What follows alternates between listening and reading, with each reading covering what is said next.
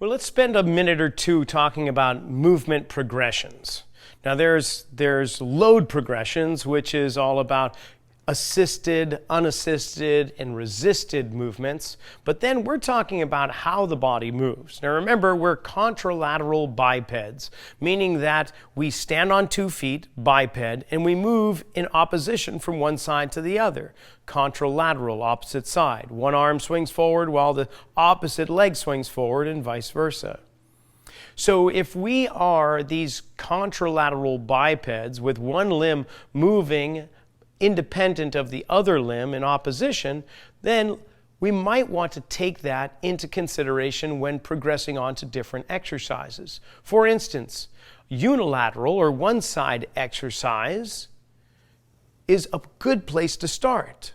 It will most likely cause a lot more muscles in the body to engage from your head or your nose to your toes, because more often than not, when we use one limb, it throws us a little bit off balance. So the muscles deep within our body are going to have to kind of wake up and keep us balanced.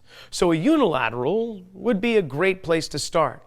Once we prove proficient in that motion on one side, and equally so on the opposite side, then we can progress on to alternating actions.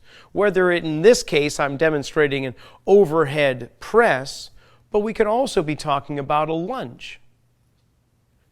Any motion where you're using one limb at a time, now we start to alternate back and forth. Now I say this is more intense because what's happening is your center of mass is shifting from left to right, or in some cases forward to back, or rotating left to right.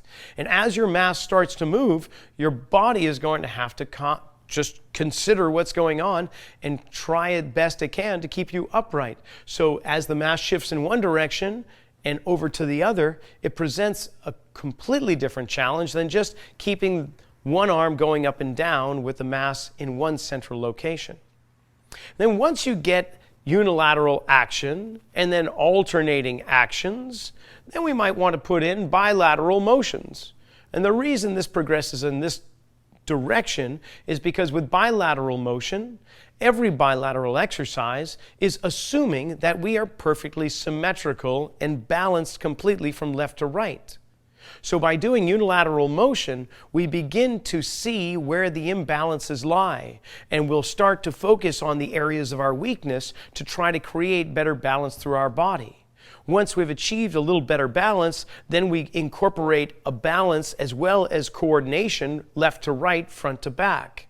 Now that that's established, then we go into bilateral action. By jumping into bilateral action with a body that has imbalances and structural weaknesses are just going to further exacerbate the situation. But if we can do unilateral first and address the weaknesses, incorporate alternating action before going deep into bilateral movement, it may be just the way to bring about more symmetry, more stability, and better posture in the body entirely.